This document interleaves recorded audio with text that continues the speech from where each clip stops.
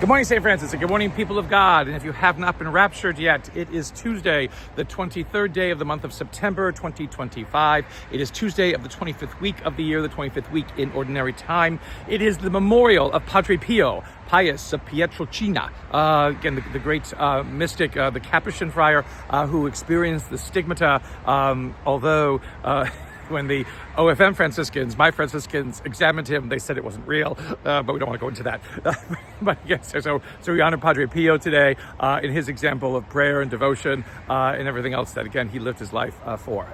It is also the first day of the month of Tishri on the calendar of our Jewish brothers and sisters. It is New Year's Day. It is Rosh Hashanah, and it is a day on which, as tradition holds, Zechariah was offering incense in the Holy of Holies in the temple, and Angel Gabriel appears to him and announces that Elizabeth, who was thought barren and could not have children, was going to soon give birth to John the Baptist. So all these things tied in together. It is also Take Your Child Outside week. It's all week, and so it's get your child away from screens, from cell phones, from computers, from the TV, from whatever it is, and take them outside to enjoy the world. And so the world that is out here is Exploration Station here at our preschool. And so where we bring our preschoolers out to experience nature and all kinds of crafts and things like that, to be a part of this world around us. And so it's happy Take Your Children Outside today. So take your child outside today,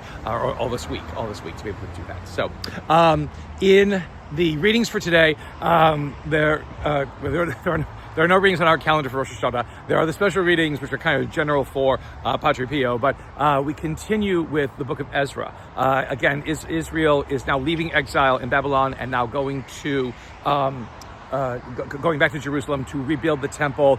They are being funded by part of the treasury that is west of the Euphrates, that now the Persian Empire controls. And so they're able to succeed in the rebuilding of this temple because God has asked Cyrus to do so. And everyone is joyful about it. It is rededicated. This becomes the second temple. First one built by Solomon, destroyed in the Assyrian and Babylonian invasions, and now the second temple, which will be destroyed by the Romans come the Common Era after Jesus is born. But at this point in time, though, everything has been reestablished. The whole reestablishing of the priesthood, the whole reestablishing of the rituals and the rites. Again, the thing is, which isn't really clear from Ezra, but will be clearer as we move on a little bit, is that Israel, again, can read a little bit of the scriptures, but again, they have lost a full command of Hebrew because the language has become intermingled with Babylonian. And so a whole generation needs to relearn Hebrew again and relearn the heart of the law because they are ignorant of it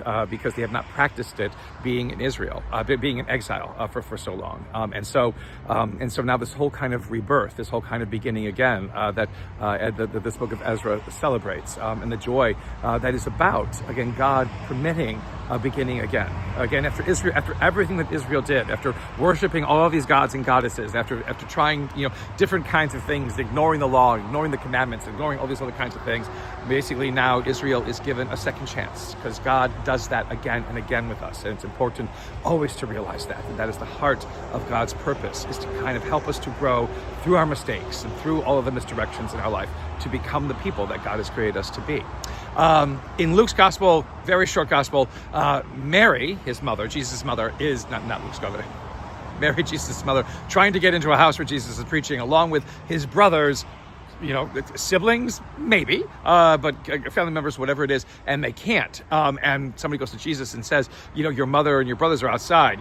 Should we bring them in as a place of honor? And he's like, my mother and my brothers are those who listen to my word and keep it, which is a slap in the face, it seems, to Mary and to the rest of his family. Again, how could Jesus be so insensitive or shallow or whatever it is? It's his mother. But this is where, again, the understanding of family bonds, in the ancient world were sacrosanct, were the most important kind of bond to have, and even against helping others. Sometimes one went to the family first and then worried about others afterwards. Jesus is saying we must break out of that. We cannot just worry about ourselves. We cannot worry about those who are closest to us only. We have to worry about those who God sends into our lives, who God gives to us to become a part of our life as we become a part of theirs. It is all this understanding of growth in unity, this understanding of growth in relationship, this understanding of growth in friendship, this understanding of growth in what it is that we can do and what we can become, again, as vessels of God's goodness, of God's love, of God's forgiveness in this world. A blessed day, St. Francis and people of God. Lashana Tova, happy Rosh Hashanah to our brothers and sisters, Jewish brothers and sisters. May the Lord give you his peace.